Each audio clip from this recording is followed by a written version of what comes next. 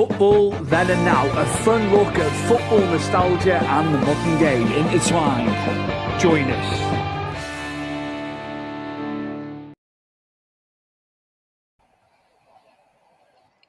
We are back. This is episode 51 of Football Then and Now, a look at modern topics and nostalgic topics as well. I'm waiting there right beside me is my cousin and co-host Chris Hume, back for episode 51 of the show. How are we, mate? Just chilling. Just, getting my sleeps in before tomorrow when I'm back on nights again. We'll have a good episode today, mate. Got plenty to get through. On this day in football history returns, Chris. It wasn't here last week. We had Mike Richards of the Unholy Trinity on the show, but you are back. And have you got a fantastic article for this week's edition? I don't think there's, I don't really need to go into too much. I guess I'm sure that everybody knows, what happened in this scenario. And I think we can discuss this because we lived through it for once, on this day. We can remember all this happening. I think everyone knows what Dunk did before he came to Everton, and it wasn't too far before he came to Everton. And as you see, he kind of headbutted. If you actually see the actual replay of this headbutt, it isn't like over the top, and he did a lot worse to players when he played for us. Let's put it that way. I was shocked to think that that he got done with assault, and then as he was on loan with us, wasn't he? He got sent to prison, and it's, as it says there, he lasted 44 days. First of its kind, Stu, and it's something I've not seen before, if I'm honest with you. There's a lot of fallouts in football, and people do get hit, don't they? But you don't normally get players sent to prison, for smacking one another. So Dunks was the first, as far as I know. Anyway, if anyone in the comments or was watching this can tell me something else that a player's done and been arrested for it on the pitch now, not outside of the football realms. Please tell me. But as far as I know, this was the only time a player hit a player and got sent down for it. But Dunk was, he was our hero, and looking back at it, like I said, it wasn't a bad headbutt. If anything, it was more of a soft one, and he did worse for us. You ask. Paul Shana how that punch was to the stomach, or when he grabbed Stefan Freund by the throat, and his eyes looked like they were going to pop out. He did a lot worse for us, and this is what I mean is I don't understand the thought process of when he headbutted that next day here for Rangers and he got sent down for it. Just it's baffling in a way, but that was Duncan Ferguson, and if he got pissed off, sometimes he'd lash out. In a nutshell, mate. But then we got lumbered with the ban, and obviously him being imprisoned as well. By the time we signed him and he came to the club in the summer of '94, he served them 44 days whilst he was on the, he was an Everton player, wasn't he, as well? But the fans sent stuff in, didn't they, to him and all that? He had all sorts of stuff sent in to him, I think they wanted to throw the rule book at him and make an example of him. It was the first person to do it. I think, rightly or wrongly, there's going to be people on one side of the fence and people on the other side about, you're going to hear people say, well, he should have gone down. Other people saying, well, no. But I think it was, let's make an example here. If you're a sportsman and you do that, you're going, you're going to serve some jail time. But he was still beloved, wasn't he? Regardless of what he did. You're saying about what he did. He was beloved by our fans, wasn't he? And the Rangers fans, I just think, I don't know whether it's just us being Evertonians. We seem to be the first, have these things done before they've actually, gone to other clubs and stuff. That might be me just being, a bit of a conspiracy theorist there. But I like I said, if you watch his DVD, his documentary that came out yonks ago, it shows you the clip of the headbutt. And the picture does it less justice, I'd put it that way. But if the clip of itself, it was barely like he touched him. I'd say Dunk's hair more or less hit him more than his own, skull. But yeah, examples made, and Everton seem to be the team that gets these examples made about. But then again, Stu, it's my conspiracy. Yeah. On that little bit of verbiage there, the text, like they're saying, there was previous convictions as well on top of that. So they were almost waiting for him, separate things that had gone on. But again, he's like he said, he's one of the lads, isn't he? When the robberies happened, and obviously Stubbs was on under the caution. Yeah, I've seen or listened to Alan Stubbs. And the Cristal incident was a separate incident to the Watford one after the Watford game, because obviously Stubbs lived right by him, and he was saying these three lads obviously knew he had expensive champagne in the building, and he used to go outside to check that building at 10 o'clock at night, and he's ended up throttling two of the three lads from what Alan Stubbs was saying. But I only know about the incident when those two people came in and intruded into his house. But obviously there was another incident with him. Well, I think Alan Stubbs said he punched one and knocked them spark out, didn't he? And that's, again, it's just dunking at you. I think when we heard him last year, was it the year before? I can't remember what show he was on. Him, he sounded quite upset because as he keeps saying, "I was one of the lads." I thought I was one of the lads, but it doesn't necessarily mean it was Everton fans doing it. People from all walks of life, if they want to rob from you, they will rob from you. That's it. But yeah, fantastic. Great segment, Chris. Of course, another great nugget. I don't want to jinx it because we talked off camera. I said these are coming in great now. We had the World Cup being stolen in '66. Pickles the dog. Now we've had our hero Duncan for a situation that it was wrong what he did. But not before people start jumping on. You're defending him. We understand the severity of it, but I think he was made an example of being sent down for that 100%. I imagine, Stu, just a button quickly. When we do on these days, he's going to appear quite a few times because, I imagine we're going to land on a day he's been sent off for punching someone. Definitely, 100%. There was always stuff going on. Freddie Bobic got it as well. That was another player in the Premier League. Give him some as well. That was Dunk, wasn't it? But we're going to move on to tonight's game at 8 o'clock. It's the second leg. It is Real Madrid versus Arsenal. Arsenal take a 3-goal lead into this game. Chris, I think if Arsenal get a goal, I think they're done. But we know how well Madrid play at the Bernabeu. That's an old folk with the Bernabeu there, I think, because they've got the retractable roof, of course. It's been done up. I just think if Arsenal get a goal, I can't see Madrid scoring 5. I just can't see it. If Madrid put 2 in and it's them 3-2, I think they've got one hell of a chance of doing it. What do you think? What's your psyche with it? Who do you think is going to get through to the semi-final? Well, to be honest with you, can I go to the first leg? I wasn't expecting Arsenal to walk away with that 3-0, and they shut down most avenues for Real Madrid at the back as well. Obviously, we played them the week before, didn't we? And they were quite shaky at the back. Not this time. They completely closed down Mbappe, which everyone's going to go to him, aren't they, to make some sort of impact. He was barely in the game. The person obviously in this picture right now, Declan Rice, those 2 free kicks, outstanding, Stuart. And I think they're partly one of the best free kicks we've seen for quite a few years. And I do like people who can take a good free kick, but Declan Rice just was brilliant, and the second one was outstanding. And then Marino just popping it off at the end, and then that was a hard sort of angle to score, and he managed to get a good connection, bottom corner. I was astonished too. I didn't expect 3-0. I thought Real Madrid might have got a draw at least, but it was a fantastic result for Arsenal going in tonight's game. It's whether what does Mikel Arteta want? Does he want to play defensive, just put a wall up and try and block as much that he can? But there's a lot to do, and it sounds easy enough, but it's a lot to do against Real Madrid at the Bernabeu.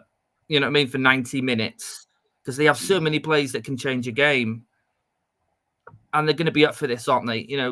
We've had Carlo as a manager, and we know what he's like. He doesn't like these sort of things. So, I mean, he's going to get them firing. But it's whether or not the damage is, hasn't already been done. But as you said, if Arsenal get a goal as well, yeah, it changes everything again. I think if Arsenal can carry on from when they played them last week, obviously they're not going to be too adventurous because obviously they can get picked apart. Sorry, at Bernabeu, but if they play countered football here, I think they could probably score, as you say, go through. Definitely. Mbappe, you were saying about Mbappe. I've just been reading up while you were talking there. He is not banned for tonight's game. He'll be banned for the game against Bilbao on the weekend on Sunday. Right. So that one match ban, I think it was in the Copa del Rey where he got it. It's just for obviously for that or for a domestic fixture. So Mbappe will play. 33 goals now in 49 games for Mbappe. Had a slow start on the goal front early on, but he's been fantastic. And, when they're firing, Chris, I like Valverde as well. I think he's been brilliant for him. He's been so good. He's been so good and so good on the ball and pulling the strings. Madrid have come back in games. We know this. They've got it. It's in there. But Arsenal, I just feel if Arsenal can just play it their way as much as they can, I think they're not going to see as much of the ball, are they, as they saw last week? I wouldn't imagine being there. But I just think if they can get that goal, Chris, and they're then 4-0 up, or they've got 4, and Madrid may have got 1 or 2 in. I think it's going to be very, very hard for Madrid. I just can't see past that. Thomas Partey is fit. Ben White is fit. So obviously, centrally, it'll be Partey, Odegaard, and Declan Rice. So they're strong they're very strong. And Mikel Merino, who came on late on the weekend, I think he didn't start him because he had this in mind. It's likely he will start. I could see Trossard. I think Trossard, he's been on the bench a lot, but I think he's good for a goal. Trossard. Yeah. It wouldn't surprise me if he played him. It wouldn't surprise me. I might get shot down by some. I don't know. There.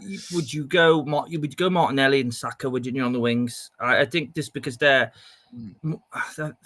more experienced in the way that they played enough Champions League games. I like Trossard. Don't get me wrong.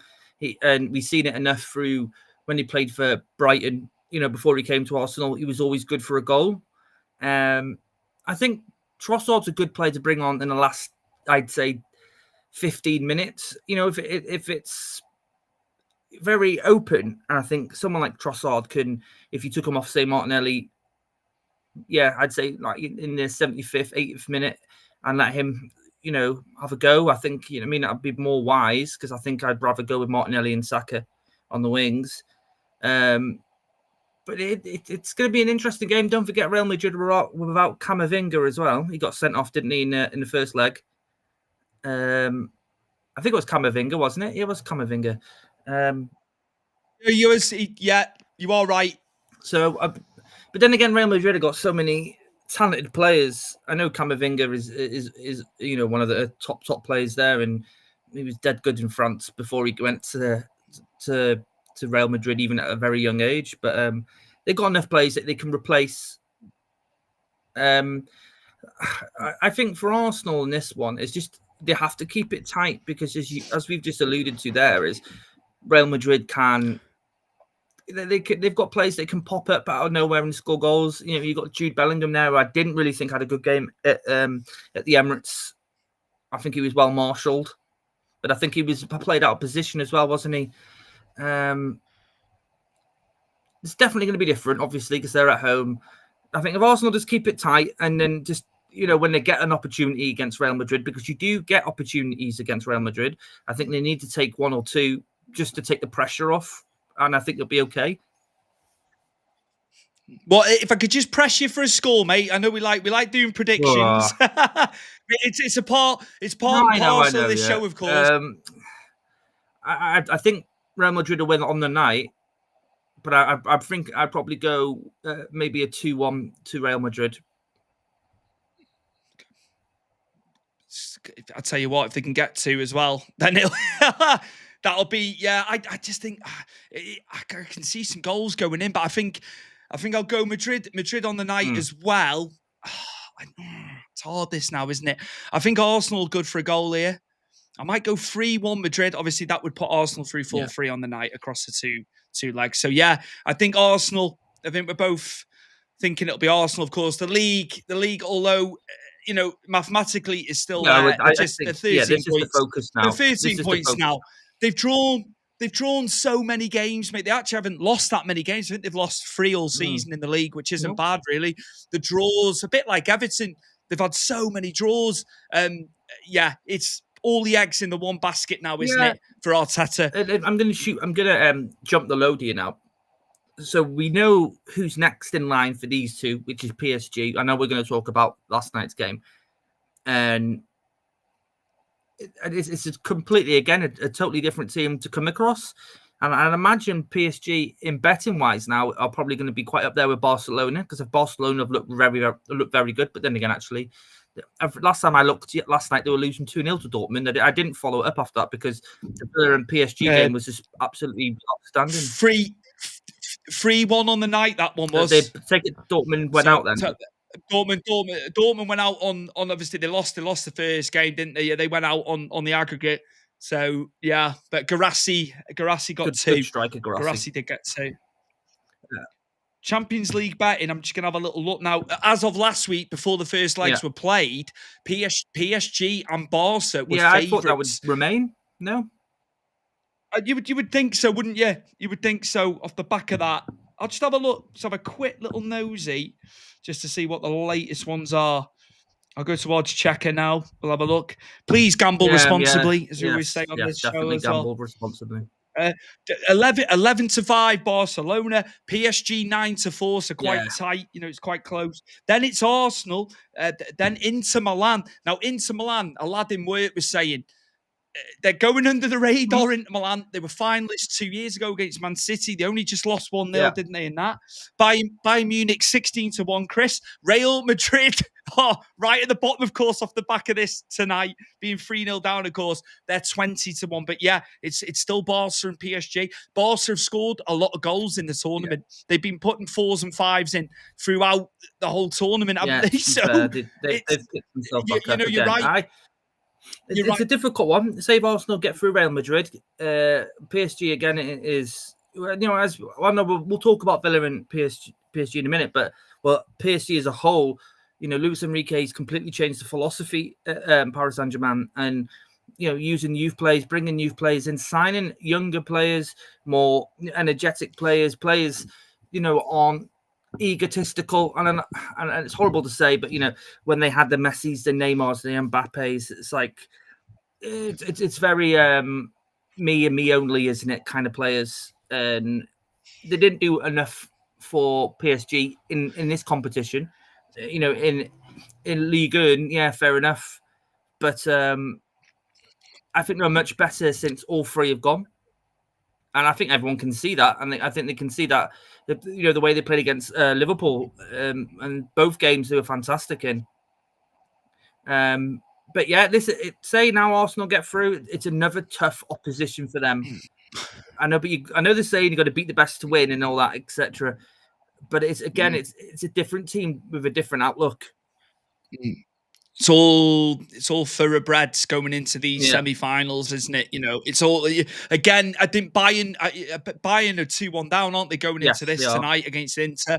Late goal from Inter, of course, but again, don't write Bayern off. I know they've got to go to the San Siro tonight, of course, and the finals in Munich as well. They're going to be going like the clappers tonight at the San Siro. That'll be an interesting game. And then, the finals in their home ground again, which it was in 2012, of course, when Chelsea beat Didier Drogba Munich with that late equaliser. Yeah, absolutely. Chelsea went on to win it. Roberto Di Matteo, of course. I'm just going to do something before we review Villa 3, obviously PSG 2, which was 5-4 on aggregate, obviously, to PSG.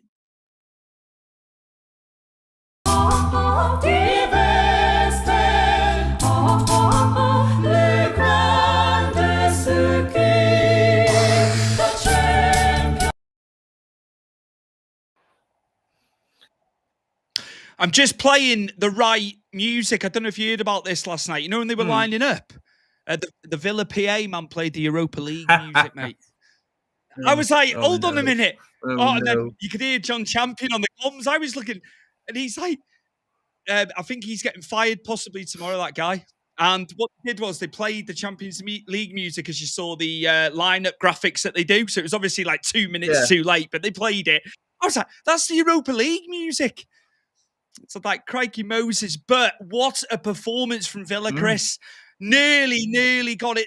And they could have been level on the night. I felt from last week when that late goal went in to make it 3-1. But what a second half performance from Aston Villa. They've been fantastic throughout the tournament. Of course, had a great record in the league, didn't they? In the league format, of course. But yeah, just your thoughts on that performance last night. Just a little bit more was needed. But they had chances, didn't they? Off the back of them goals.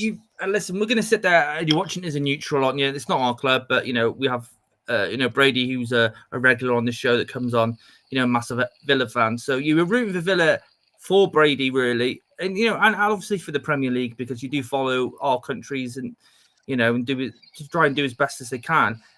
Well, an outstanding game. If I'm just going to say it here, it's outstanding. It was what football was all about, and it was Villa just put everything out there, especially in the second half. The first half was a bit ropey.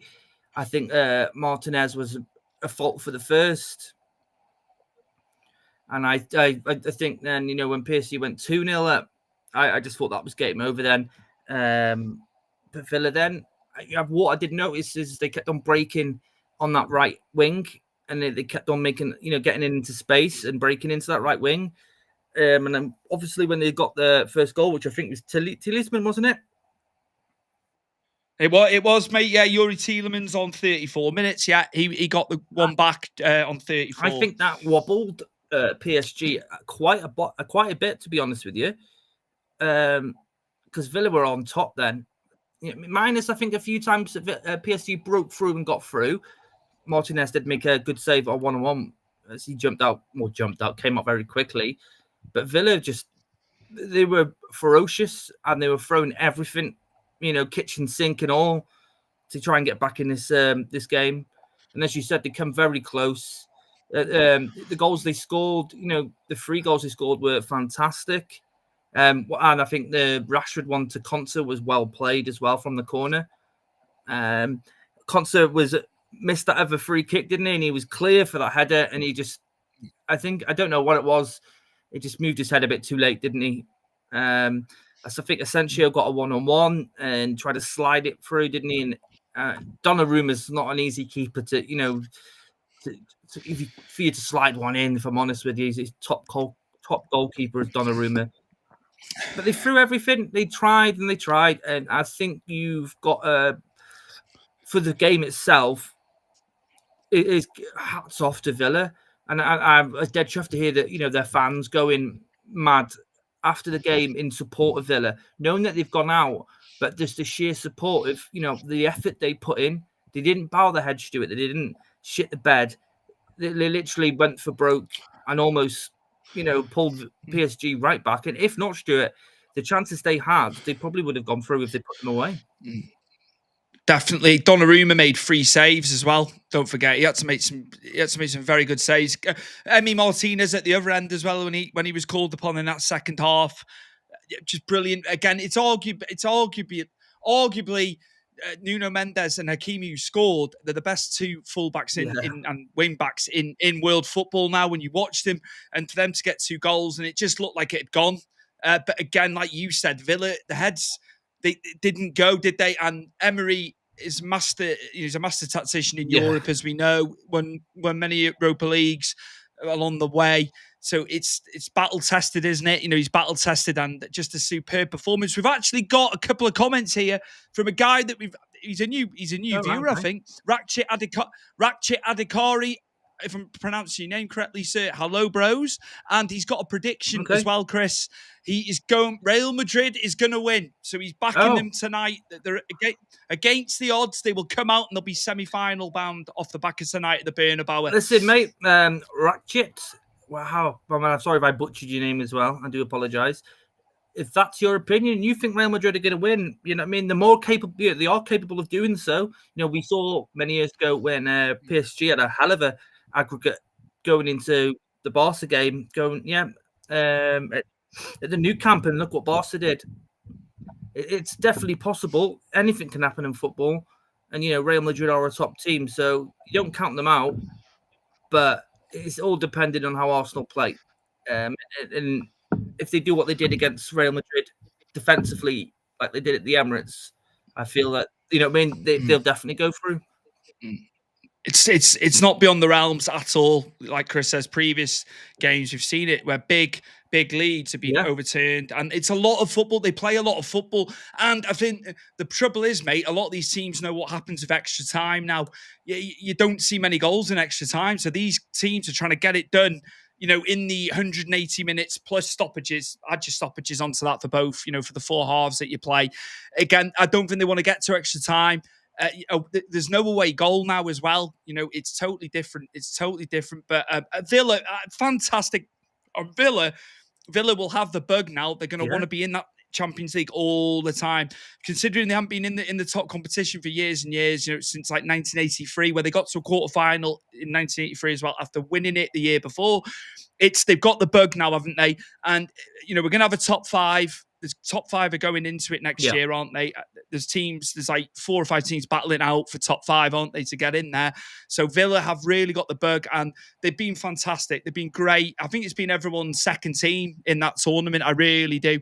I think a lot of the fans from other clubs in the Premier League have just wanted Villa to do so well, and they've been great. They've been great value. They've been great value for it. I know Brady has been happy with the performances. I think he felt that Ollie Watkins should have started last night, but Rashford was moving around anyway, wasn't he? Do you know what I mean? He had him up top, but he was out wide and whatever. They float, don't they? But a great performance from Rashford. I felt, why did he take him off? And Brady said that. He said he should have kept Rashford and Watkins on.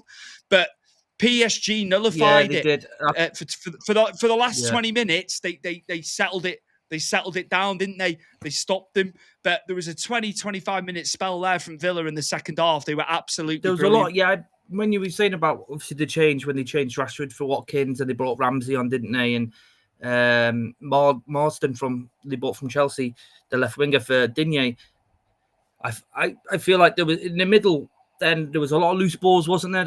And the passes weren't going through. And I think PSG were cottoning on to where they're going down the channels with the ball. And as you said, they did nullify it pretty well. Again, that's a different PSG, because if we go back, Stuart, they probably would have crumbled completely, as we saw against Barca and previous, late runs in the Champions League that PSG have had. But, you take nothing away from Aston Villa here. I think they blew everyone's socks off in how they come back and how they pushed and pushed and pushed. And, they wanted to be in the next round, whether it was Arsenal, Real Madrid. To me, it would have been a shame, because I don't want, English clubs that, to face each other. You'd rather the final, but, that again is biasness. But, they've got to put their heads up and look at what they've done in this Champions League, because I feel like they've come in and they've beaten some massive teams. Bayern Munich, for one, that chip led by John Duran. And I feel like it's been absolutely an outstanding tournament for Villa. And I think other clubs can look at how Villa did this, because they didn't do anything different. They just played the Villa way. And as you say, Emery's a European master in these competitions. But, it's just one of them. They couldn't do it. But the fourth and fifth spot are completely open at the moment in the Premier League, with the games remaining. So it's very possible you could see them, reclaim a spot and be in the Champions League for next season. I think Forest are looking over their shoulders again. They had like a very sizable lead in third. You got City hitting form, of course. It really is. It's all to play for. I would say it's Villa, Chelsea, City, Newcastle, Forest. It's those 5 teams. Bournemouth are too far off now. They've all played the same games. Bar Newcastle, who play tonight. We're going to go on to that in a minute. Bournemouth from 48 points now, played the same games. Villa on 54. Chelsea in 6th, 54. You got City in 5th with 55. Newcastle play again tonight. Could end up being 3rd if they beat Palace, but Palace have been brilliant. They've been in great form. They're on 56. Forest on 57, as I alluded to as well. So really, that is our exciting part to the end of the season. That's the one area everyone's going to be looking leading into the tail end of the season, because the relegation is the relegation, I'm afraid, barring some miracle. But again, I think Forest will be looking over their backs for sure. Very possible, Stu. They didn't look, at all good against us last week. I thought we bossed the game. We just, I know we won the game in the end, but we weren't clinical enough up to that point. And I thought Nottingham Forest were a shadow of themselves, considering of the results they've had all season and the teams that have come to their ground and have been beaten. We're talking, the Man Cities, the Arsenals, the Liverpools have all played there and have all lost. And I'd probably say experience is where it matters here, doesn't it? A player that can grab a ball by the horns and usher everyone to remain calm. They don't have that, do they? Because there's not a lot. I don't think there's any players there that have actually experienced being in 3rd in the Premier League for so long. And especially with everyone else behind them. As you say, Newcastle have got 2 games in hand as well. Obviously, without Eddie Howell, isn't it? Because he's in hospital. I think with pneumonia, isn't it? He's got. But yeah, it's going to be an interesting end to the Premier League, because we know that Liverpool pretty much won the league, and we know that mathematically, the relegation zone's pretty much sorted. So you are looking those last 2 spots. Well, actually, no, Stuart. I'd say the last 3 spots are probably I think where everyone's entertainment and interest is going to be before towards the end of the season. Going into the team news, of course, I think Anthony Gordon is back, but I couldn't drop Jacob Murphy to put Gordon back in. Harvey Barnes has been playing absolutely brilliant as well. I think Anthony Gordon will be lucky, just getting on the bench, because I think on current form, as good as Anthony Gordon's been, I can't see them changing that tonight. I just can't, because they absolutely blew United out the water. United were awful. Yeah. United were awful on Sunday. Let's make no bones about it. But Bruno Guimaraes, Tonali, Joe Linton, that midfield picks itself for me.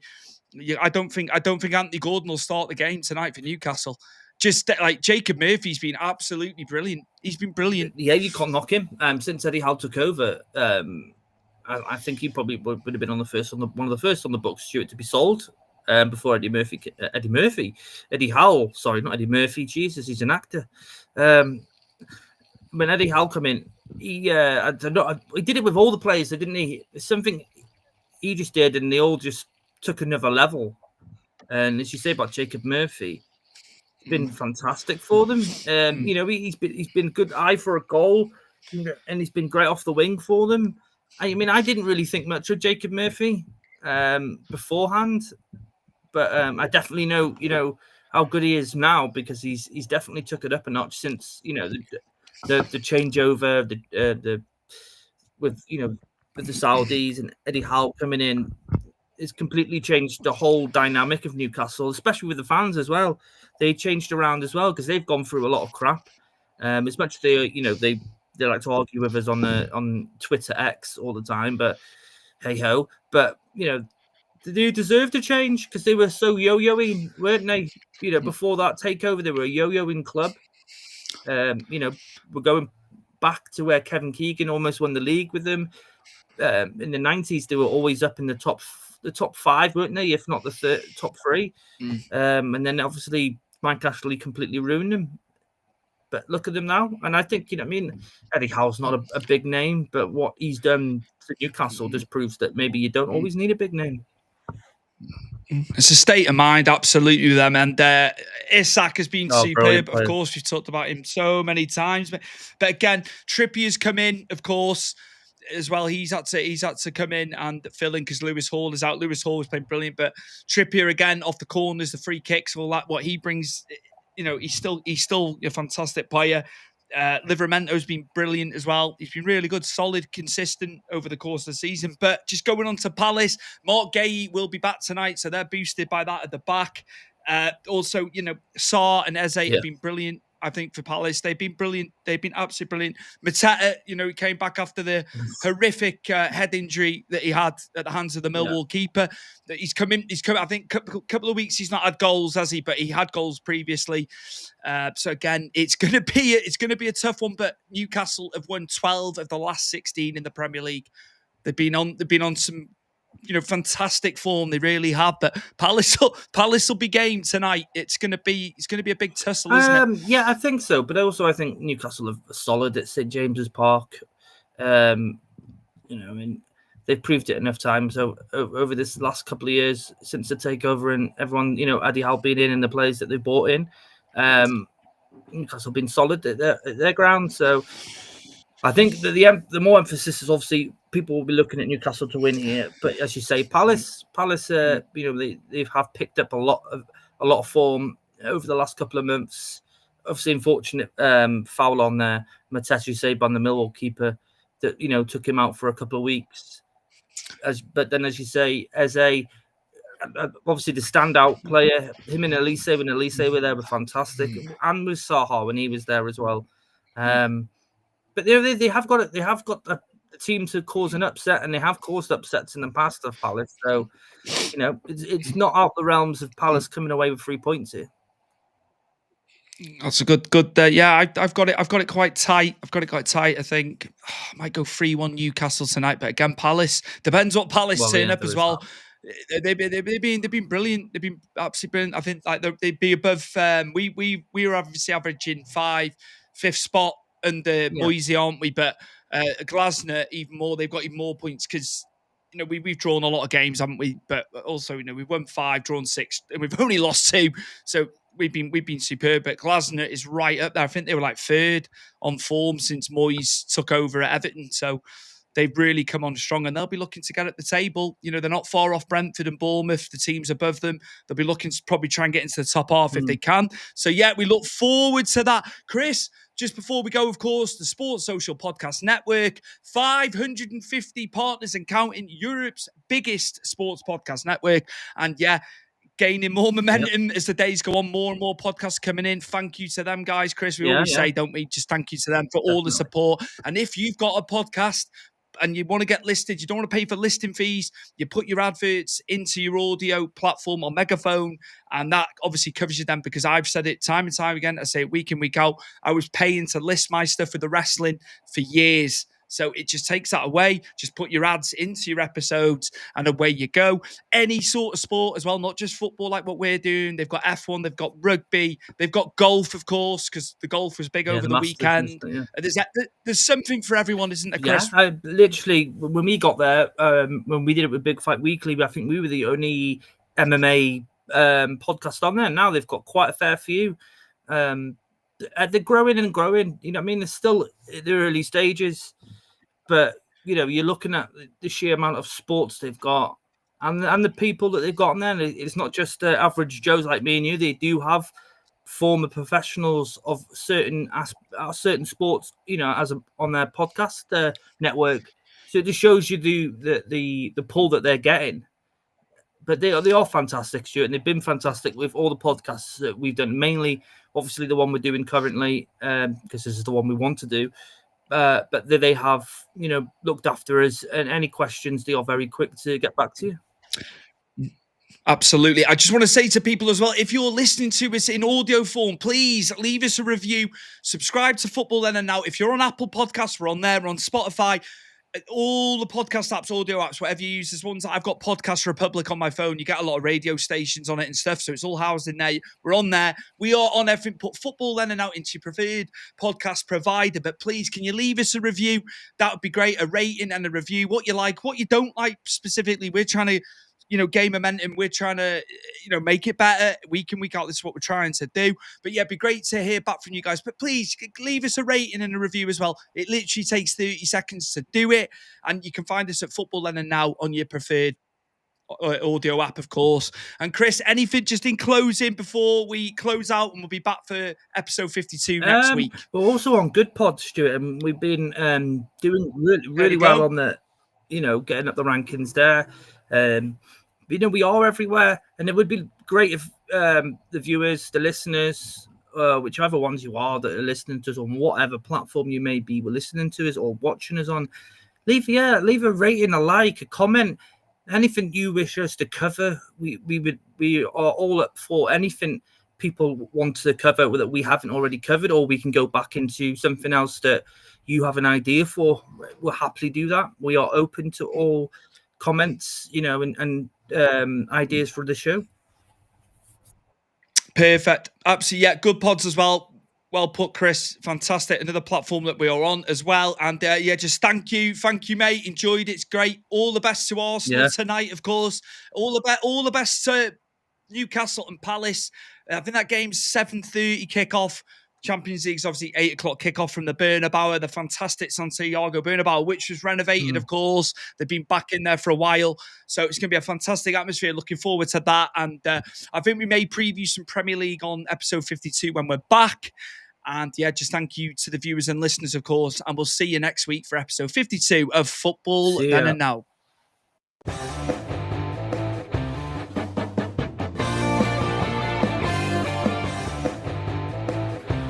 Football Then and Now, a fun look at football nostalgia and the modern game intertwined. Join us.